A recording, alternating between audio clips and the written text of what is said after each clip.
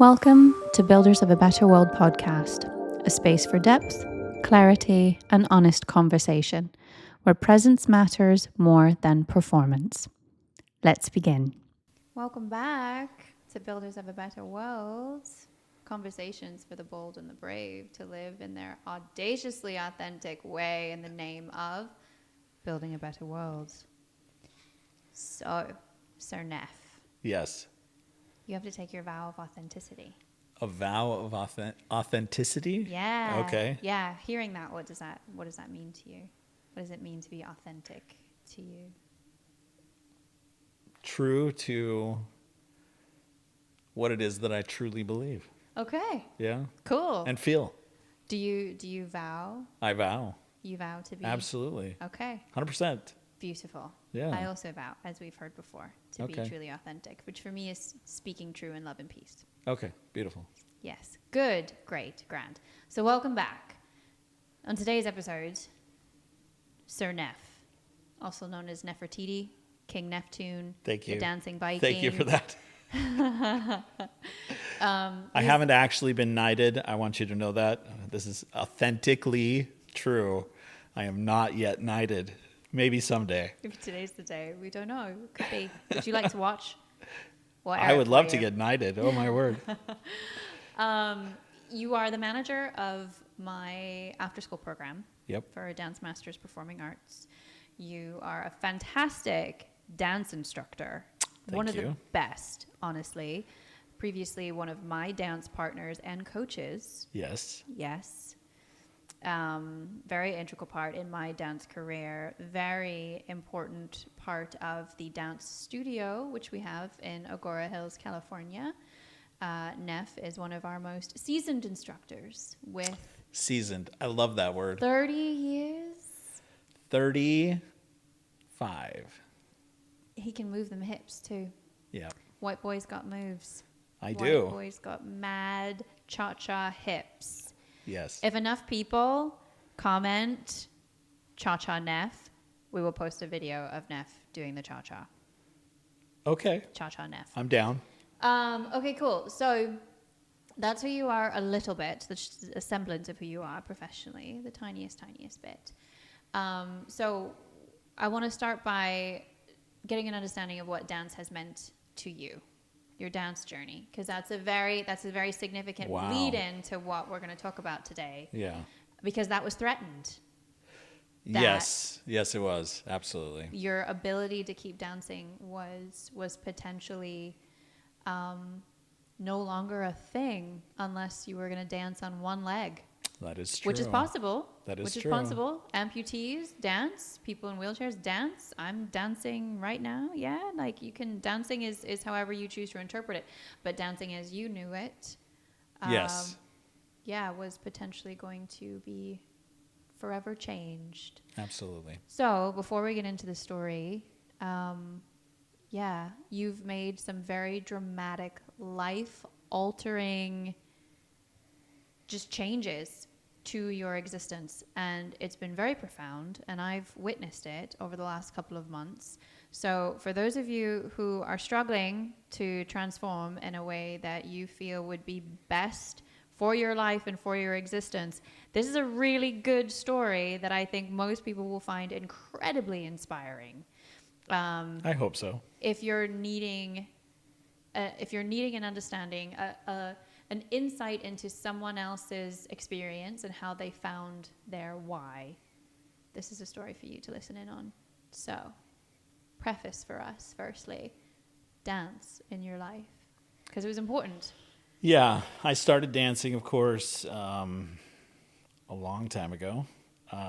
Loved it right away. I actually knew in the first year of learning how to dance that it was something that I was going to do the rest of my life. And I actually knew that I wanted to be a teacher. Which is interesting. A lot of people learn how to dance and then want to perform and compete, which I did a lot of as well.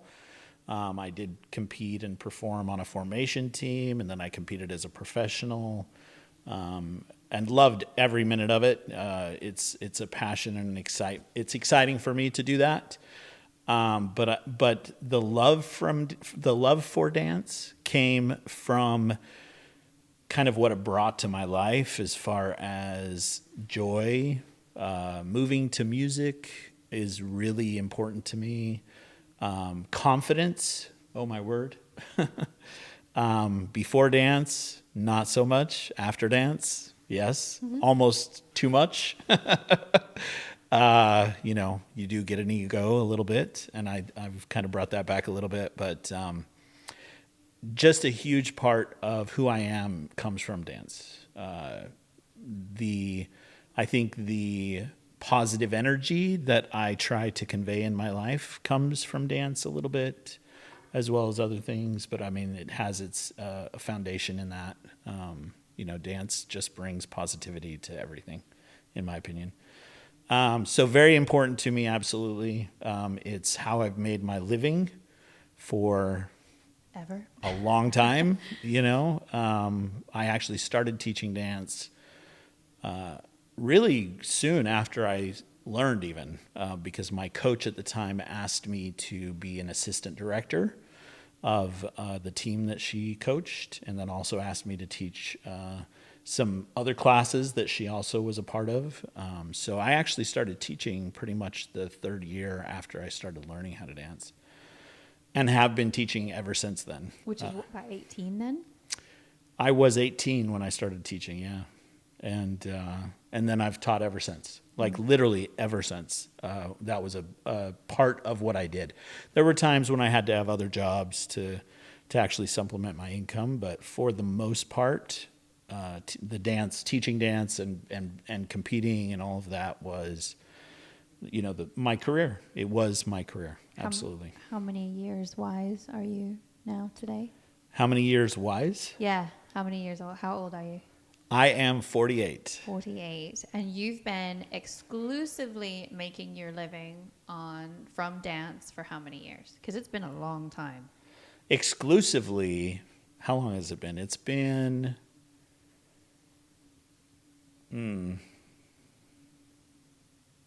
There have been on and off times, but exclusively, probably 20. 20 years. Yeah, probably right? 20 years. Yeah. I would say. I have a little bit of insight into who you are. I've kind of had a front row seat into Yes. the existence that is Neff. And, for as long as I've known you, which is a while now, you teach dance, you go social dancing, you're very heavily involved in music. Music is a very integral part of your life and that which is you. And that's it. Right now? Which is beautiful. Like, there's no Yeah, judgment. yeah, but yeah, like, that's it. I'm just saying, I'm just trying to really paint a picture. Like, you arguably live and breathe the life that is dance and music. Oh, absolutely. Right? Yes. So, what happened? Because something came Yeah. and said, dance as you know it may not be the next chapter for you. Absolutely.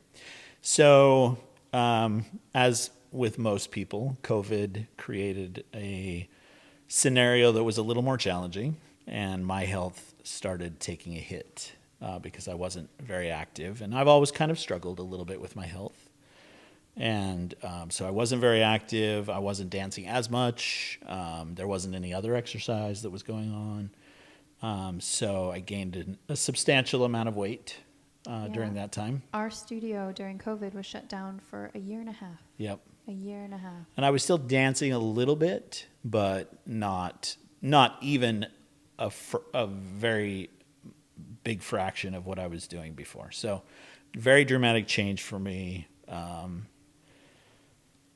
So I gained a substantial amount of weight, and can we talk about how much? Oh, sure.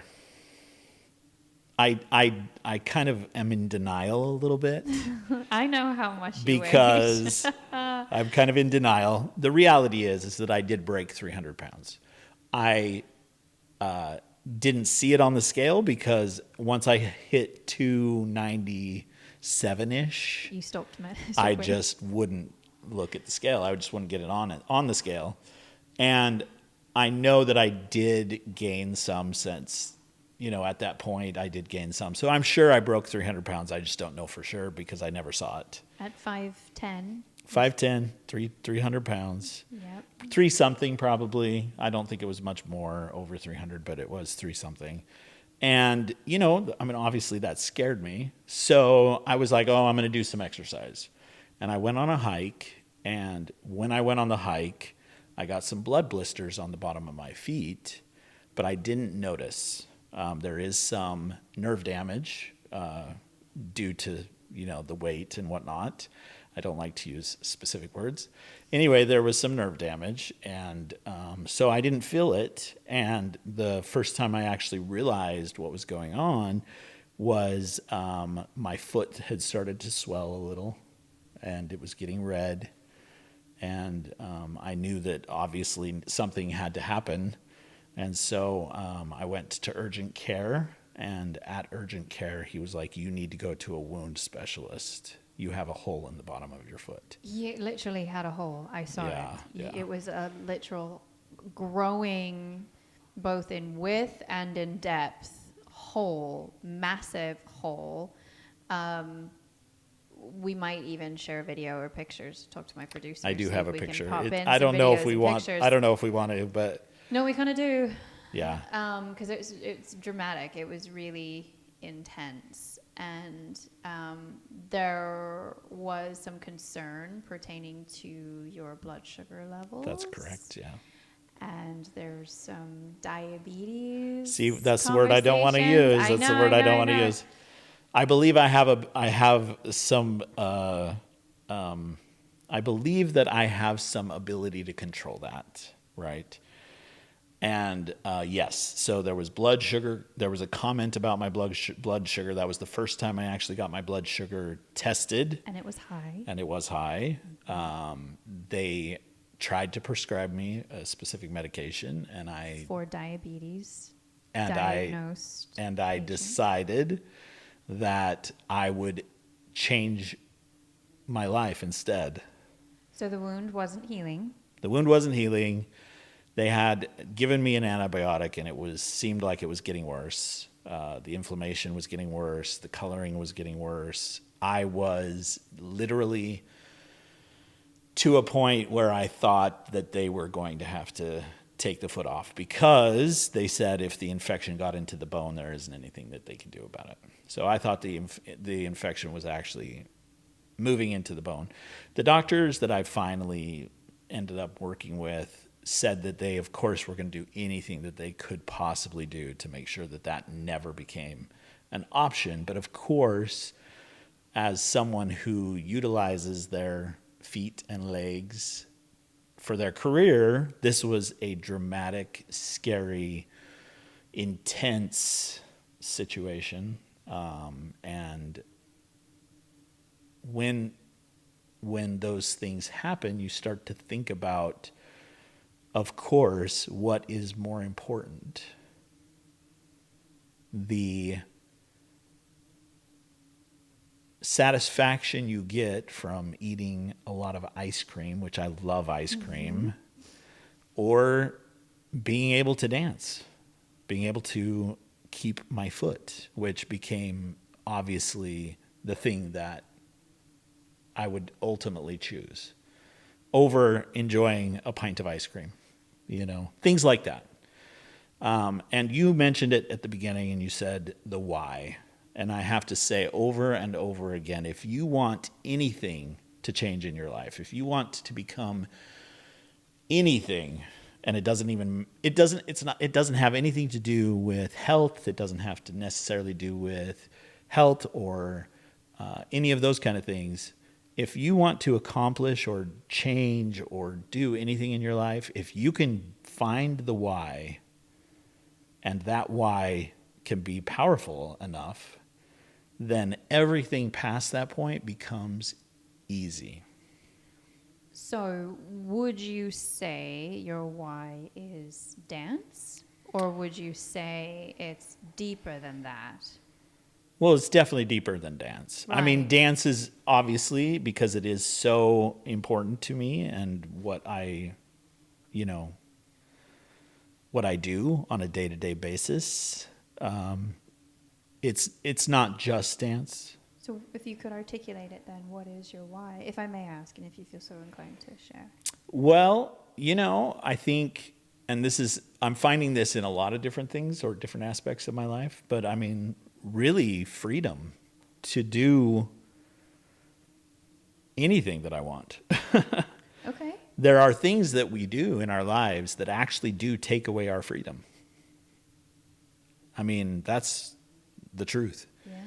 If you choose, and again, it is a choice, if you choose to be unhealthy, some of your freedom is going to be taken away from you. I love that. I think that is absolutely so true. So in a reasonably concise way, kind of describe what your lifestyle was like. You're 300 plus pounds. Mm-hmm. You're not getting much exercise. If you may be honest, what were your eating habits like? Oh, do we really want to bring that up? I think we do, because I think there are people who will resonate with it. I think that it might speak to a couple of people who, have comparable enjoyments, we'll say it that way. Like they're, again, I spoke about my mum previously on a podcast. My mum's a huge foodie, loves to indulge. I think that there's a lot of people who enjoy food. I think food is comfort, food is celebration, food, as an indulgence for whatever reason is extremely common. So I would like to address that just really quickly, because I think that, we do throw around words. Words are symbols at best. Yeah. And what do they mean? Do you know what I mean? One of the things that you actually, through your hypnosis therapy, one of the things that we realized with my eating habits is that they were emotional and that they were attached to something that I actually didn't realize in the first place. Yeah. You know what I mean?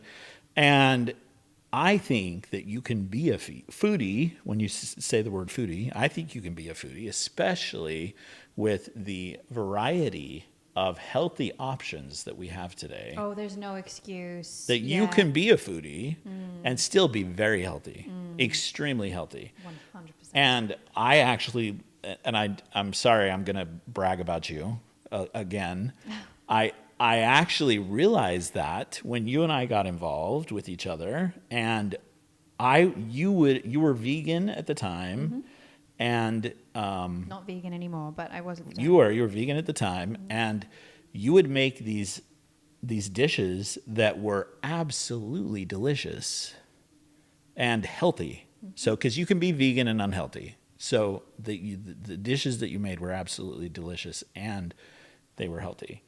And I don't know if you remember, but I got into the best shape of my life when I followed basically the food that you had made for me. Yes, when your wife was cooking 3 meals a day. Yes, that's right. That's right. And I don't blame you for me getting unhealthy or not, afterwards. I know I did. And I don't really. But no, when I had the food that you were making, I got into the best shape of my life. And partially it was because the food was delicious and I was still a foodie, but I was enjoying the food that I was eating, and it was good for me.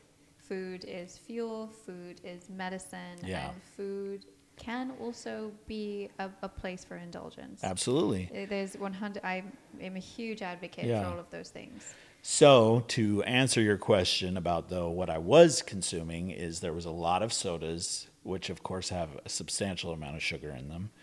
There was ice cream, very common. I already brought up the ice cream. Ice cream actually is one of my favorite desserts. Right, but how much? And there was ice cream pretty much 4 days out of the week, and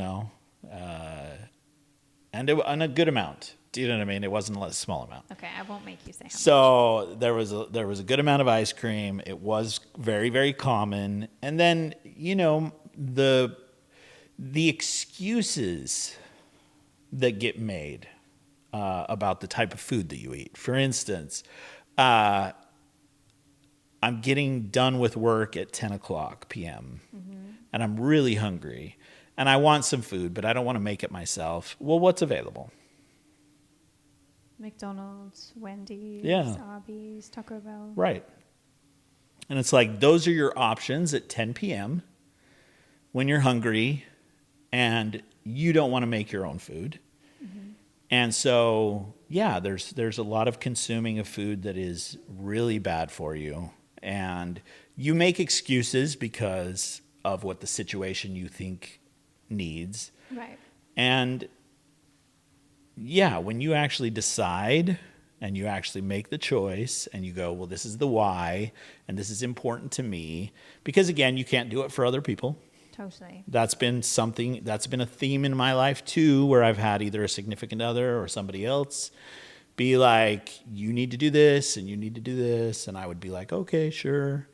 But those never stick. Those never create changing habits or life-changing situations. Right. But we're going for contrast here. So Yeah. I wanna know what it was like compared to what you are doing now. Because I know what the difference is and I know how dramatic it is. Sure. But I want the listeners to be aware of how different and dramatic it is. Because Okay. you've made an exceptionally profound change in lifestyle, but also mindset. So that's where I'm trying to steer you towards here. Yeah, gotcha. And I'll call you out if you don't want to do it yourself. Because I remember times when there were 2 different stops at 2 different fast food restaurants. Yeah.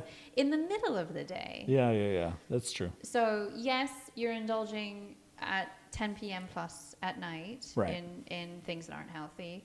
You're consuming more than a single serving size of ice cream, Yes. fair to say, right, Yeah. in a night. There's limited mobility. There's no exercise. Right. Right? No, it doesn't feel good. When you're 300 pounds, Right, no, it doesn't feel good to move. right. Even when I was teaching dance, it was like I wasn't putting very much energy into it because I really couldn't, It was definitely getting to that point. I am so grateful for the foot injury. Right. So talk about what your life is now. Okay, so You went from immediately at that point, it was I am not going to consume sugar.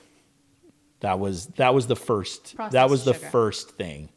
Is I'm going to try to eliminate all processed sugar from my diet, and overall, that has been 100% successful. Yeah. You've been committed, like Yeah. completely committed, unwaveringly Yes. committed. You used to eat candy all the time. All the time. Like traditional American crap candy. Yes. All the time. One of my jobs is to DJ at dance competitions, and it's long days. It's sitting for long days, just playing music. And inevitably, it was a bag of chocolate. Again, probably some energy drink or coffee drink that has a lot of sugar in it. It was always those kind of things. And now, no, definitely not. So you cut out processed sugar. Cut out processed sugar. How much weight have you lost since this journey began this past July? So we're in the end of December now of 2024. Yeah. This began July of 2024. Yep. So 300 plus pounds to 135. I'm sorry, 235. 235. Sorry, I apologize. no, that's okay. We'll take that again. So from 300 plus pounds down to 235. I mean, that's pretty phenomenal. How do you feel about that? Well, how do I feel? Yeah. I feel more energetic. I feel more capable. I feel lighter, obviously. It was hard for me to get up off the floor. Before. Yeah. Yeah. Right? So I'm like, I'm going to do some crunches or some leg lifts, You do that random exercise because I'm not completely, sedimentary, So you do that random exercise and then it's like, can I even get off the floor right now? I have to pull myself up, it's ridiculous. Walking up and down stairs, all sorts of things. My ability to do, like I said, it takes away your freedom. My ability to do certain things became obsolete. and I had to find options, or I had to have somebody else do them for me. You know, like, why would you want to live that existence to have to ask somebody else to help you with certain things because you can't do them yourself? You know, very challenging. You know, there's that quote, choose your hard, right? It's hard to be unhealthy, and it's hard to be healthy, right? Choose your hard. Yeah. But I will tell you that it's not hard to be healthy if you find your why. At that point, it becomes easier. You make the choice, and it is not a temptation. People, after I've told people that I don't consume processed sugar, after I tell them that I don't consume processed sugar, they're like, that must be so hard. And I understand their perspective, because again, everything that you buy out there has processed sugar in it. Fortunately, not everything, but yeah, Well, right. a lot of Do you know things. what I mean? Yes, totally. And it's like, no, it's not hard. I have honestly not been tempted with most of it because I have my why. I understand what it means to do one or the other. I've experienced, which here is the hope, right? If you want to hear this story and go, I can see what he went through, and I'm not going to go through it myself. Exactly. That's the hope. Because a lot of what this was for me was a dramatic experience that taught me that I needed to change. And if I could just tell this story and have people hear it and go, I don't want to wait until I may lose my foot before I actually change, then that would be amazing. How are we doing on time, Jason? We're doing Good. We're at 27 minutes. Okay, cool. So any kind of wherever you're at. Cool. Because there's some emphasis on a couple of things that I just want to bring in that I think is really valuable to people. One of which is you still eat ice cream. Yes, I do. You still eat chocolate. Yes. We're going to indulge in a really yummy dessert New Year's Eve. Absolutely. You made a pumpkin pie For Thanksgiving. that was, again, absolutely delicious. And each piece had Less than 6 grams of sugar. less than 6 grams of sugar, but no processed sugar None. at all. That's right. And it was delicious. Yep. And if you're saying to yourself, no, it probably wasn't that delicious. No, I'm telling you, I am a foodie. I do care about how things taste. He's an anti-stevia person. I am an anti-stevia person. He does not like the flavor of stevia. So No. if you're one of those as well that is like no to the stevia, I don't cook with stevia or I don't use stevia because of this guy. Yeah. I don't like the aftertaste. And this pie, people, this pie was delicious. And I didn't feel guilty. I didn't feel heavy. Like, it was amazing. That's so it's not, Sorry. not a matter of sacrificing desserts. That's just something I really want to emphasize. It is a matter of portion control, right? And finding healthy preferences, healthy alternatives. So I just really wanted to highlight that. But the other component that I just really want to touch on quickly is fasting. So you've chosen an avenue that doesn't work for my body, personally. Extended fasts are really hard for my body type. I can intermittent fast naturally. My body naturally really enjoys a good 16, 18-hour fast. But you've done some extensive fasting. 70 pounds in 5 months is no small feat. That's phenomenal. And there's been no nutrition coach. There's been no diet counseling. There's been no food diet plan. This is you've made a lifestyle change. 100%. so this is a way of life for you Yeah. moving forward. Yeah. Talk about the fasting just a little bit. So we've determined that eliminating processed sugar has been huge. And then the other component, would you say, is the fasting? Yes, absolutely. And like you said, that doesn't work for everybody the same way.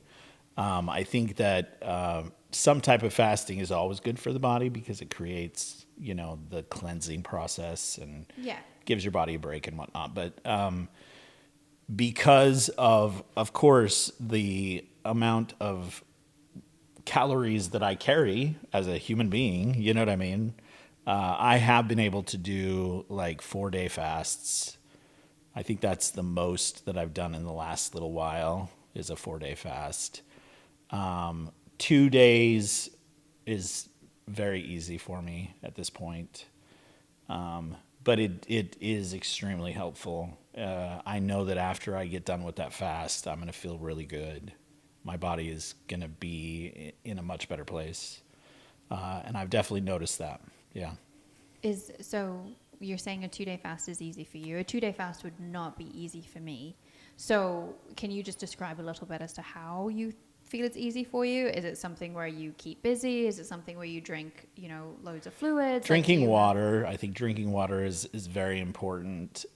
What actually I've learned, and I think that this again ties into the psychological side of eating. Mm-hmm. What I've actually learned is that we are so programmed that there are specific times in the day where we're hungry, and it has nothing to do with needing calories. It's just the body is expecting to eat, and so it gets hungry. Mm-hmm. And once you pass that little threshold, like it's very small, but once you pass that little threshold, if you have committed to fasting, once you pass that threshold, you go back into a non-hunger state, if that makes sense. Yeah. Mm-hmm. And that is a very typical thing for my body to go through, is that it'll be like, well, you usually eat right now, so you're hungry. And if I drink some water and then of course, I'm not going to eat, then eventually that passes and I feel great. And so, 2-day fasts are really quite simple because during those 2 days, anytime I feel hunger, it's usually not hunger because I actually need the calories or the energy. It's hunger because I've been programmed to be hungry. And I think that once you recognize that and go, oh, I'm hungry because usually at 1:00 I have a specific meal and it's 1:00 right now. I'm just going to wait until 1:30 or 1:40 and I won't be hungry anymore. And it actually does work that way. That's amazing. Yeah. And the why of freedom. I love that. I want to freedom. end with Oh my that. word. Your why is freedom. I love that. That's really phenomenal. Okay. Thank you so much for sharing all of that. I feel like we could have talked so much more. There's a lot. There's so much, Yeah. that's involved. It's been a very significant, it's just been a very significant transformation. So of course there's going to be loads of things in there that, we've only barely skimmed the surface. And I'm not done yet. No. Yeah. No, The I'm not done journey yet. continues. Do you have a goal that you want to get down to, or? I don't have a goal. I have a lifestyle desire. I love that. Yeah. I want my life to be a certain way. That's amazing. So if I follow specific things, I know it'll get there. That's wonderful. That's terrific. Okay. What is your why? Right? Yeah. Builders of a Better World as a collective wants to hear from you, wants to engage with you. Find us on Instagram. Builders of a Better World has an Instagram page. I have an Instagram page, Ashlieya, Ashliea. Very weird. I know. You can also find us on YouTube. Drop us a comment, send a DM, send an email, info@buildersofabetterworld.com, and tell me what your why is. Yeah, what is your why? Join the collective. We'll see you next time. Thank you for joining us here at the Builders of a Better World podcast. Please share, subscribe, comment, and be sure to pass this episode along for anyone who may need it. See you next time.